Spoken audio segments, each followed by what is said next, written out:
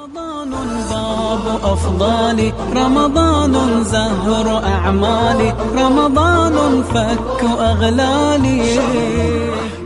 اعوذ باللہ من الشیطان الرجیم بسم اللہ الرحمن الرحیم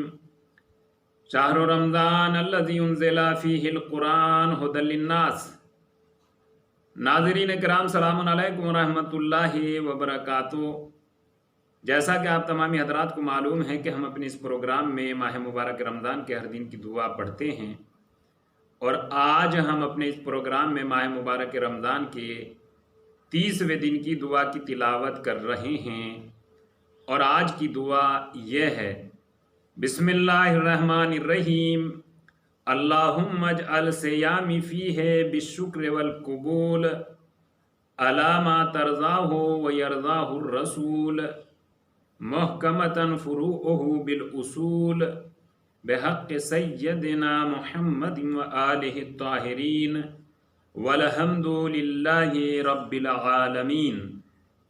ٹرانسلیشن اور اس کا ترجمہ یہ ہوتا ہے: خدایا آج میرے روزوں کو شکر کے ساتھ قبول فرما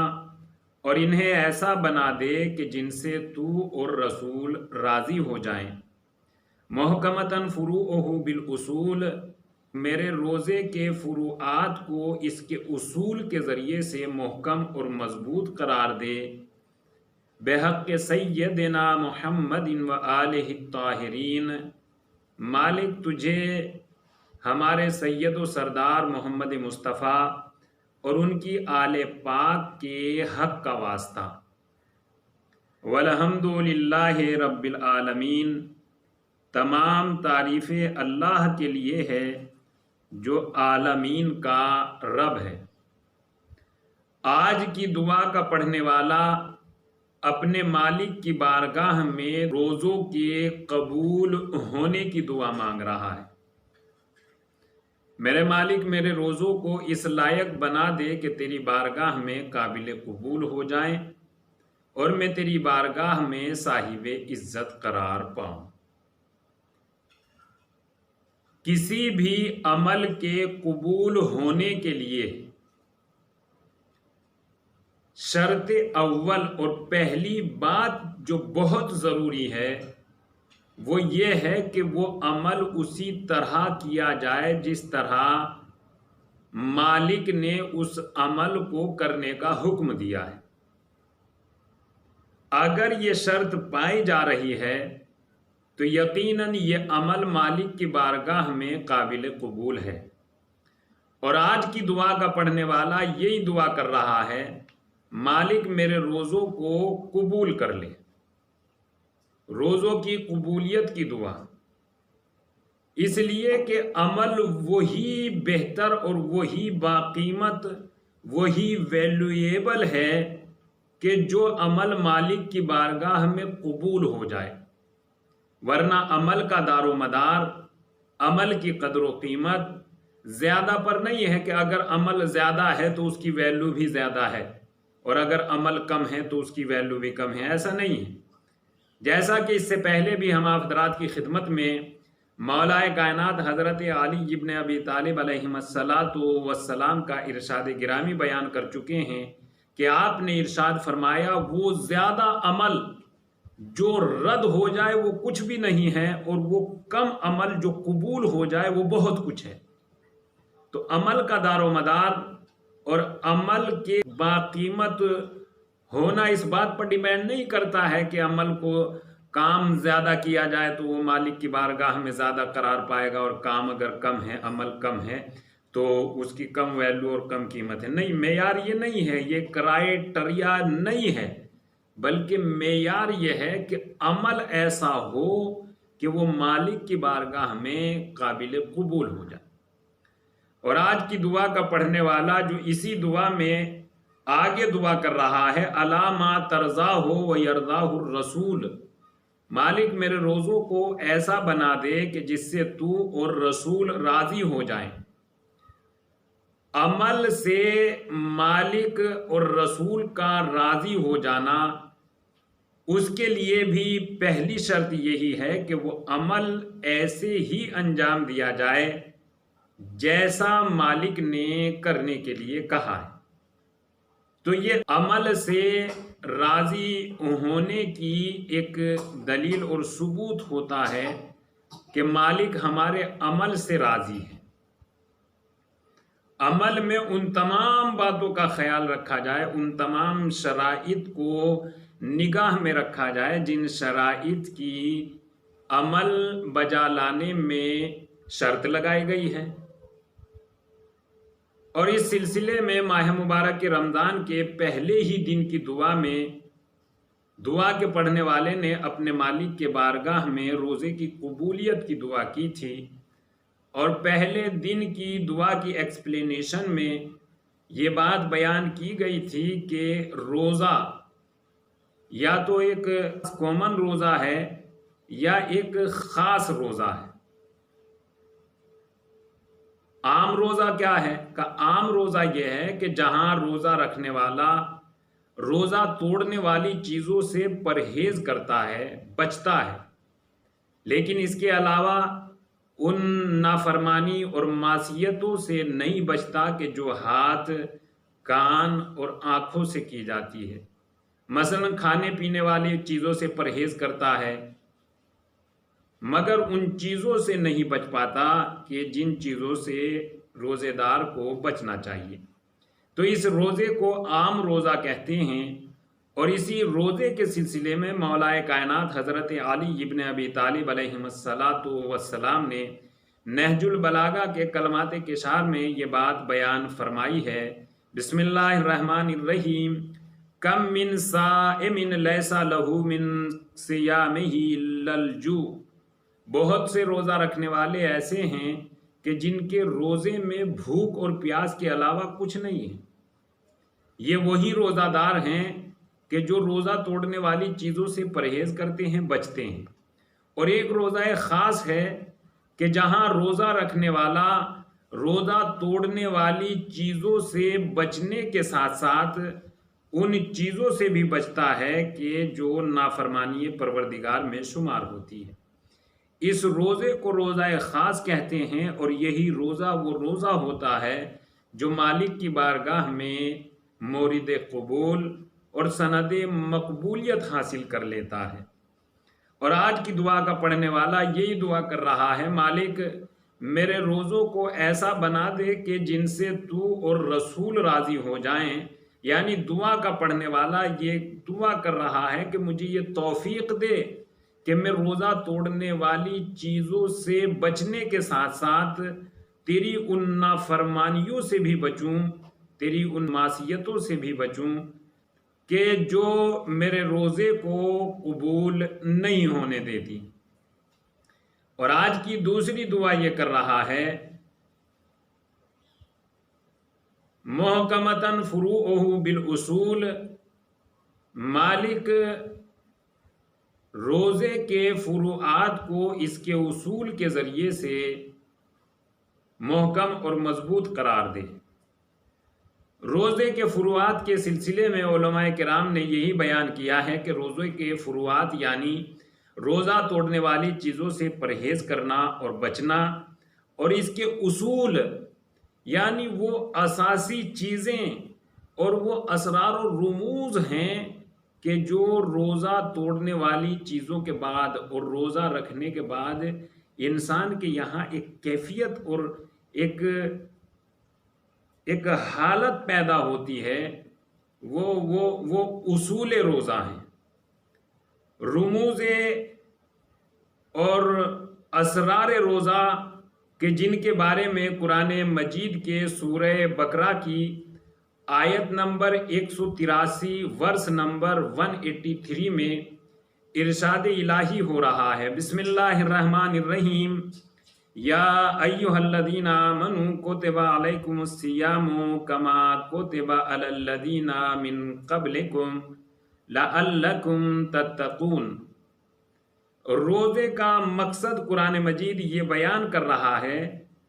اے ایمان لانے والو، تمہارے اوپر روزے اسی طریقے سے فرض کر دیے گئے ہیں جس طریقے سے تم سے پہلے والوں کے اوپر فرض کیے گئے تھے، اور روزوں کے فرض کرنے کا مقصد یہ بیان ہو رہا ہے لعلکم تتقون، تاکہ تم صاحبان تقوی بن جاؤ۔ روزوں کے مقصدوں میں سے ایک مقصد ہے تقوی الہی، تاکہ انسان تقوی الہی اختیار کر لے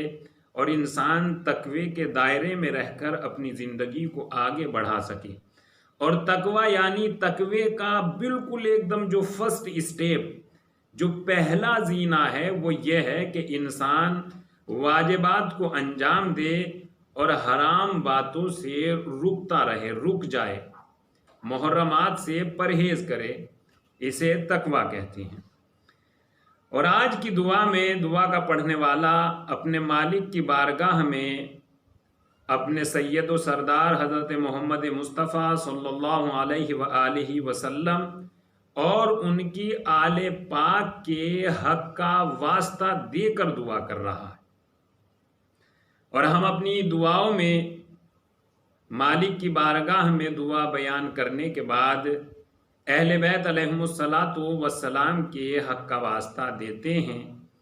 تاکہ ہماری دعا مالک کی بارگاہ میں قبول ہو جائے۔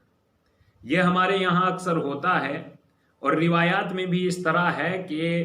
دعا کے شروع کرنے سے پہلے اور دعا کو ختم کرنے کے بعد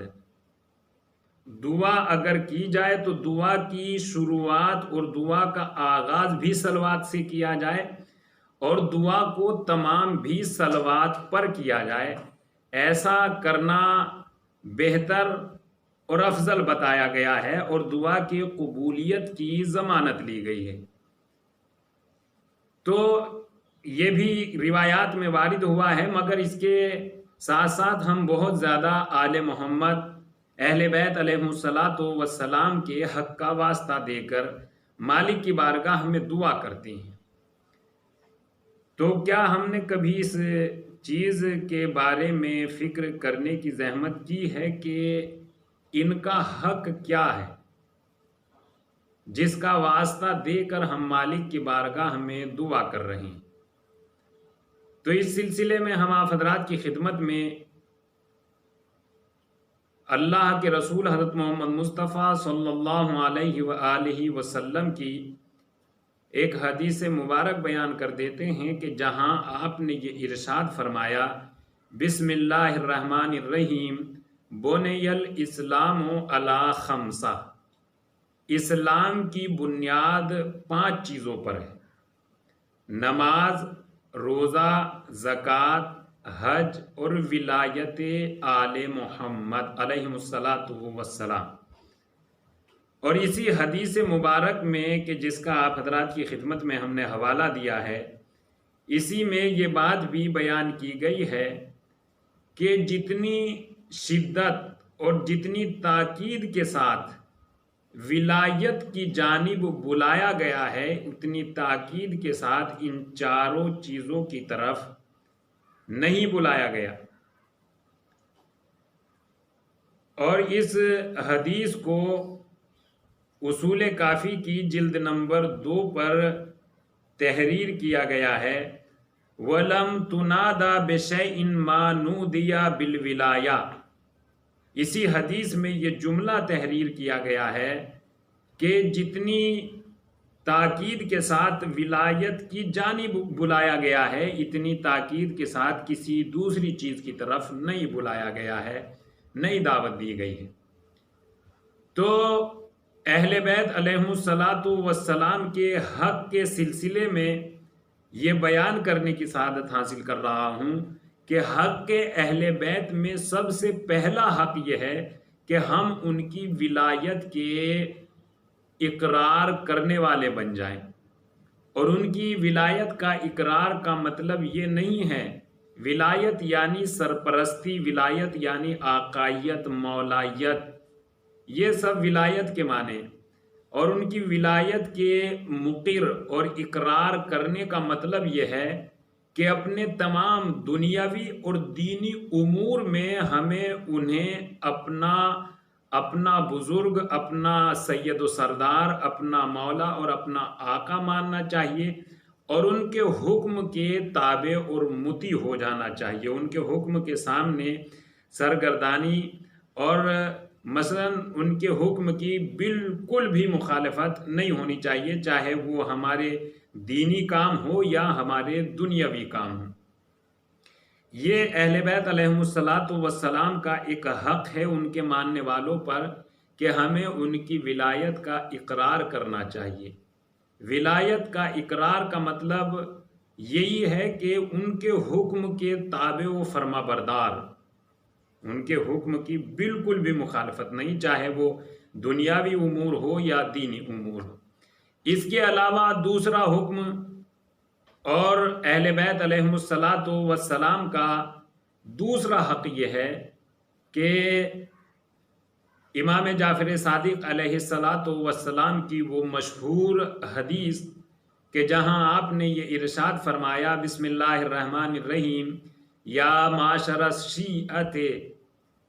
کونوا لنا زینا ولا تکونوا علینا شینا، اے شیعو ہمارے لیے باعث عزت بننا، باعث خار نہ بننا، چونکہ یہ ان کے ماننے والوں پر ان کا حق ہے کہ اب وہ نفس نفیس اہل بیت علیہم السلام ظاہری طور پر اس دنیا میں موجود نہیں ہیں، لہذا ان کے ماننے والوں کے اوپر یہ ان کا حق ہے کہ ماننے والوں کو دیکھ کر لوگ ان کی تعریف کریں کہ جن کے ماننے والے ایسے ہیں، جن کے فالوورز ایسے ہیں، وہ خود کیسے ہوں گے۔ یہ بھی اہل بیت علیہم السلام کا ان کے ماننے والوں کے اوپر ایک حق ہے۔ ہمیں ایسا ہونا چاہیے جیسا وہ ہمیں چاہتے ہیں، ہمیں اپنی مرضی سے اپنی زندگی نہیں گزارنی چاہیے، بلکہ اگر ہم نے اپنے آپ کو ان کی غلامی میں رکھا ہے اور ہم اس بات پر فخر کرتے ہیں کہ ہم غلام علی ہیں، تو غلام وہی ایماندار اور وہی وفادار ہوتا ہے جو مالک کی ہر بات کو مانتا ہے، ورنہ جو مالک کے حکم پر عمل نہیں کرتا وہ رسمی اور زبانی غلام تو ہو سکتا ہے، اصلی غلام نہیں ہو سکتا۔ لہذا یہ اہل بیت علیہم السلام کے حق ہیں، جن حق کا واسطہ دے کر مالک کی بارگاہ میں دعا قابل قبول ہو جاتی ہیں،